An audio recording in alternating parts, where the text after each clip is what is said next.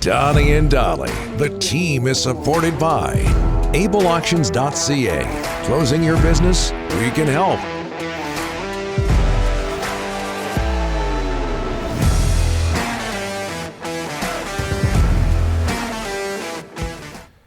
Friday, Paul Dolan standing by. Caps play their season opener tomorrow in Columbus.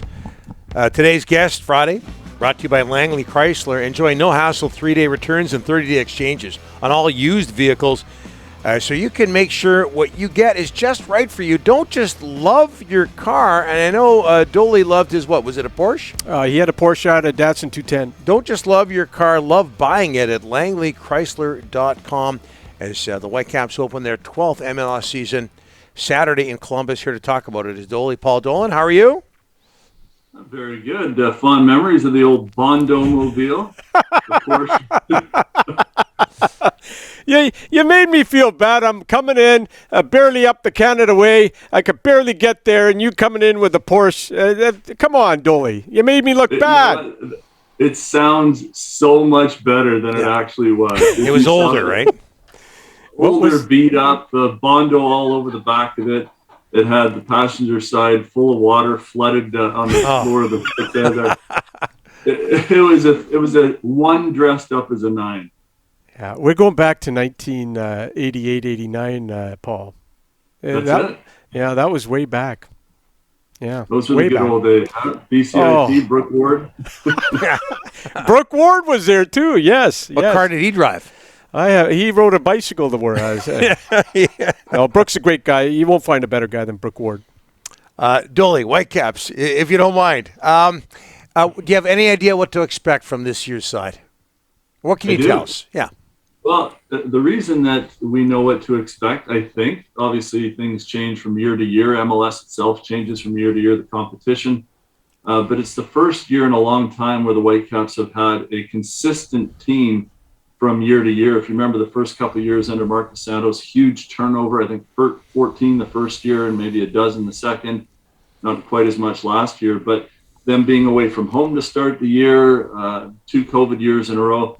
Finally, Vanny takes over. There's some solidity to the team. They go on this great run, make the playoffs, and didn't make a lot of changes. Obviously, the big one is losing Maxime Crépeau. Mm-hmm. So the question mark there is what happens with the goalkeeper and can he step up? But when you look at the balance of the side, not a lot coming in, but Ryan Gauld was a big one towards the end of last year. The guys are completely bought into the system from what we're seeing and from what we're seeing at preseason results and games as well. And Ryan Gauld settled, I think, is probably the key thing for the Whitecaps now from the start of the season with some preseason behind him as well. And everyone really buying into the system that's tweaked a little bit from last year.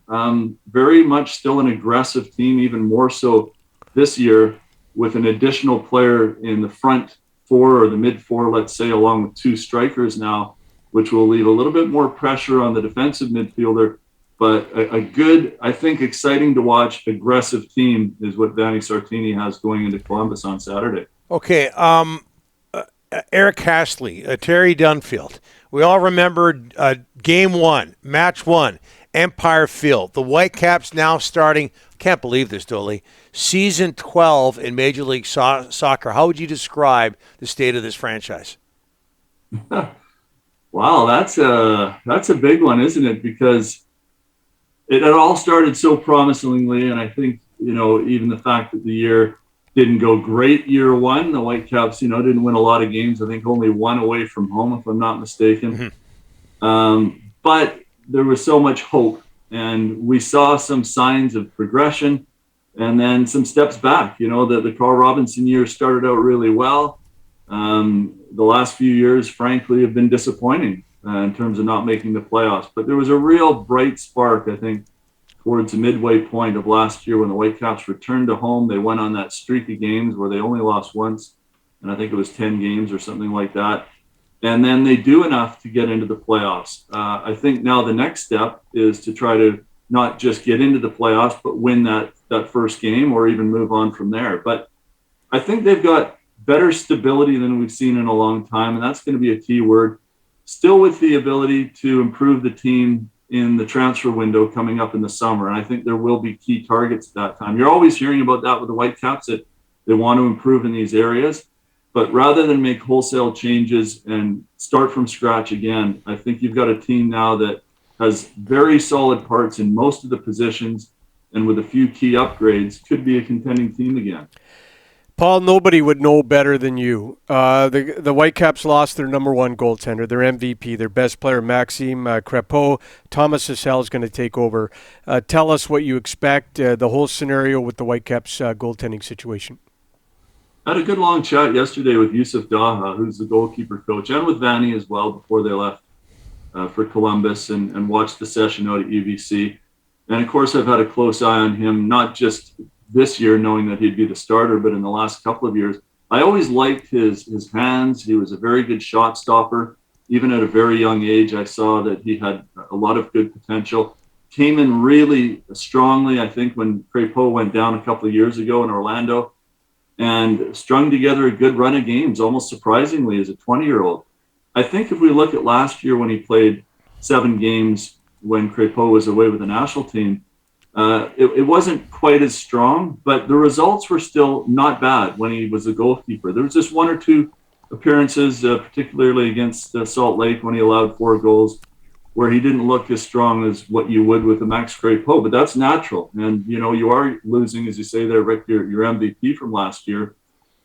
It's not fair, I think, to compare him to that. But can he be a serviceable goalkeeper at 22 years of age? I think yes, with 16 games now under his belt, with a lot of the physical attributes, some even stronger, I think, than Max. His explosiveness is one that Yusuf pointed out. His shot stopping because of the length, he's 6'3", and very good in commanding in the air as well. He needs to work on his footwork. That was something where Max could build out of the back and was very strong in the build-up play for the Whitecaps when they want to keep possession. And obviously his reading of the game and his communication with the back three. So those are things that still need to be improved on, but time will tell. And what they're asking us, from a media perspective, is to look at him, and from a fan perspective, I guess, too, and evaluate him over the course of the year and not just on the first few games of the year. And quickly, Dolan, is anything, and World Cup qualifying continuing in late March for Canada, anything that can get in the way of our country qualifying for Qatar? Nothing. No, we're qualifying. It's a formality now. Who'd have ever thought we'd say that they're going to slide in with 3 games to go? I think the good thing is that this is a team that isn't content to just back their way in. We're not going to make the 4th spot and have to do a playoff game in Qatar for a one-shot deal. It's a team that's demanded the best of themselves every performance. 3 tough games still to go, of course. But I think they can actually top the group and go in with a bang, and then maybe even get a better spot when they do the World Cup draw. Among those 3, hosting Jamaica in Toronto, unfortunately. Would have loved to have seen a game here March 27th. Dolan, thanks for this. Anytime, guys.